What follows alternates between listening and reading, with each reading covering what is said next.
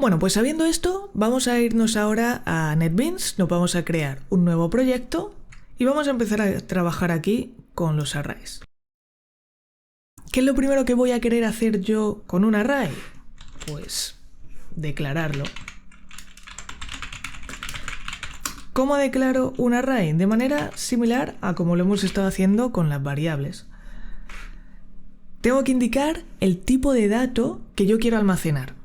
Por ejemplo, float, como en el ejemplo que hemos estado viendo.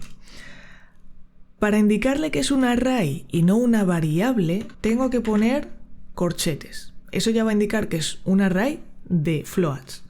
Y lo voy a llamar notas. Con esto estoy reservando en memoria espacio para un array. Pero ¿qué pasa? Que un array es un objeto, ¿vale? Igual que hemos estado viendo hasta ahora. Si yo además de declarar quiero inicializar un array, que es lo realmente interesante, tengo que instanciarlo como cualquier otro objeto con new para crearme un nuevo array. ¿De qué es el array que me quiero crear? De float. Y como los arrays son una estructura estática, tengo que indicarle cuántos elementos va a tener mi array. ¿Cuántas notas quiero almacenar yo? 6. Entonces se lo indico de esta manera. Y así hemos reservado en memoria espacio para 6 números de tipo float. Este array está guardado en memoria y tenemos una variable que se llama notas que hace referencia a este array. Si yo quisiera declararme un array con valores ya predefinidos, puedo hacerlo también. Por ejemplo, puedo crearme un array de strings que se llame días semana y que va a contener los días de la semana, los nombres de los días de la semana. ¿Cómo hago eso? En este caso con llaves. Y voy a guardar los nombres de los días de la semana separados por comas.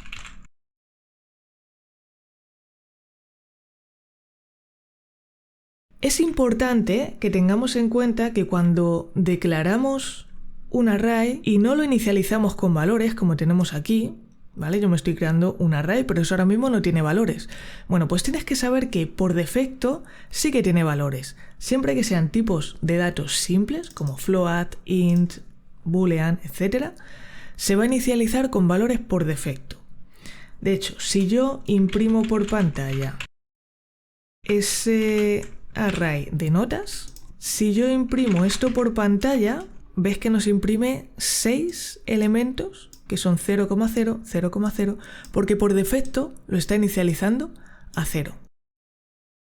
Otra de las acciones que hemos visto antes sobre el esquema es acceder a un elemento del array. ¿Cómo accedemos en código a un elemento del array? Para imprimirlo por pantalla, por ejemplo.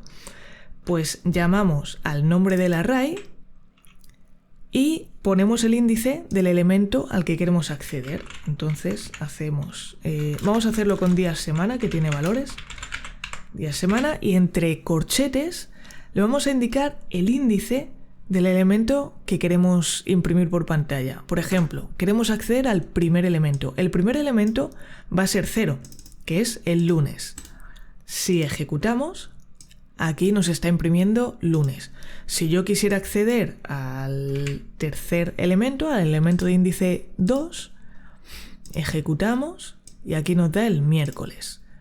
Estamos accediendo al índice 2 del array días semanas, es decir, el array días semanas tiene su índice 0, 1 y el 2 es el miércoles. Si lo que yo quiero hacer es insertar, lo vamos a hacer de manera parecida. En este caso vamos a utilizar el array notas y lo que tenemos que hacer es llamar al array, entre corchetes indicar el índice en el que queremos agregar ese valor, por ejemplo va a ser el índice 1, y le decimos que es igual al valor que queramos insertar, por ejemplo un 3,2 y punto y coma. ¿Por qué me da error? Porque es un float y tenemos que poner la F. Si ahora volvemos a imprimir por pantalla este array, vamos a ver que todas sus posiciones son 0 menos en el índice 1 que va a tener un 3,2. Si ejecutamos, Aquí lo tenemos. El primer elemento es un 0, pero en el índice 1 tenemos el 3,2 que hemos insertado. Ahora vamos ya con algunos algoritmos más interesantes. Lo primero que vamos a ver es cómo recorrer y mostrar un array. Es decir, si yo quiero que días, semanas, quiero verlo por pantalla en vez de un único elemento, todo el array, todos los elementos que contiene el array, puedo intuir que necesito esto para acceder a cada uno de los elementos. Como lo que quiero es no solo imprimir un elemento, sino imprimirlos todos, puedo deducir que voy a necesitar un bucle.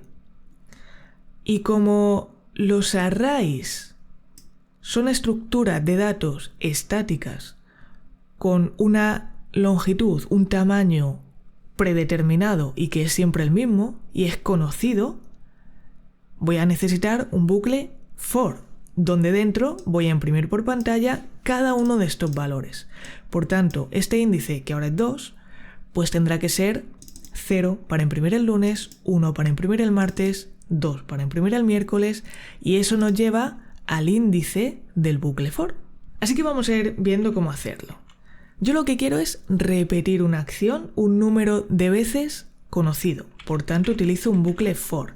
El for es siempre de esta manera, con el for para int i igual a 0, esto es el índice que inicializamos en 0 y que va a ir incrementando en cada iteración, mientras i sea menor a el tamaño de este array. Yo sé que días semana tiene 7 elementos, porque la semana tiene 7 días, pues pongo un 7. Y en cada iteración vamos a incrementar la i en 1. ¿Y qué es lo que quiero hacer en cada iteración? Imprimir por pantalla el elemento de ese array. Primero el lunes, luego el martes. Para ello, ¿qué voy a hacer? Llamo al nombre del array y entre corchetes indico el índice. ¿Qué índice? El índice de mi bucle for, que va a ser en la primera iteración 0, en la segunda iteración va a ser 1, es decir, me va a imprimir el lunes, luego el martes, luego el miércoles. Vamos a ejecutarlo para verlo. Aquí tenemos que me imprime lunes, martes, miércoles, jueves, viernes, sábado y domingo. Perfecto, nos está funcionando. ¿Qué pasa? Que esto de usar los números a pelo no nos gusta en programación. Entonces tenemos un truco, un atajo, que nos va a permitir imprimir cualquier array, iterar el número de veces de los elementos que tenga el array, sepamos o no cuántos son. Imagínate que el usuario es el que elige el tamaño del array y yo de antemano no sé qué longitud va a tener, ¿vale? O que el día de mañana esto se cambia y en vez de pues, un 6 es un 60. Tendría que cambiarlo aquí, tendría que cambiarlo en cada bucle for donde yo tenga este número puesto. Pues hay algo muy interesante que es length. Los arrays son objetos.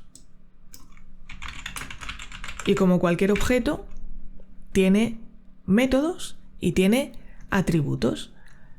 Length es un atributo y nos va a dar la longitud de nuestro array. Si imprimimos por pantalla, vamos a ver aquí que nos está dando el 7, que es la longitud del array días-semana. Por tanto, si yo en vez de poner aquí 7 pongo días-semana.length, me está haciendo totalmente lo mismo, pero de manera dinámica. Si esto el día de mañana cambia, no voy a tener que tocar nada aquí, ¿vale? Esta es la forma que se utiliza habitualmente para recorrer un array. Y ahí tenemos nuestro array que funciona exactamente igual que antes, porque esto es un 7, es lo mismo que esto. Hay otra sintaxis para hacer exactamente lo mismo, que es el bucle for each, que ahora mismo no vamos a usar mucho, pero con objetos sí que podremos utilizar más. Os lo comento porque aquí veis que nos sale una advertencia y aquí ya nos está cambiando esto a un bucle for each. Como sé que vais a toquetear, os lo cuento. Pero como siempre, si os resulta útil y lo entendéis y lo queréis usar, perfecto. Si no, usamos el bucle for como siempre. Usad lo que más claro veáis. El bucle for each es otro tipo de bucle con una sintaxis distinta, pero que hace exactamente lo mismo. ¿Cómo se escribe? Con for, abro paréntesis y cierro. Y esto lo que hace es crear un índice, una especie de índice automático que va a hacer referencia a cada uno de estos elementos. Entonces tengo que crearme como una variable auxiliar, que va a ser el día, y esto va a funcionar un poco como la i, ¿vale? Va a coger el primer día, en la siguiente iteración el siguiente día, en la siguiente iteración el siguiente día, y así hasta llegar al final. Y esto, la manera en que se lee es que para cada día, ponemos 2 puntos en el array que tenemos, días, semana, vamos a hacer lo que sea. Es decir, para cada día en días, semana, pues vamos a hacer lo mismo que antes, imprimir por pantalla, pero ahora no voy a imprimir días, semana, corchete y, sino que voy a imprimir día. ¿Vale? Y vais a ver que hace completamente lo mismo. Aquí tenemos el bucle for, hasta aquí. Voy a poner aquí un salto de línea para no liarnos. Aquí tenemos nuestro bucle for y aquí tenemos el resultado de nuestro bucle for each. Hace exactamente lo mismo.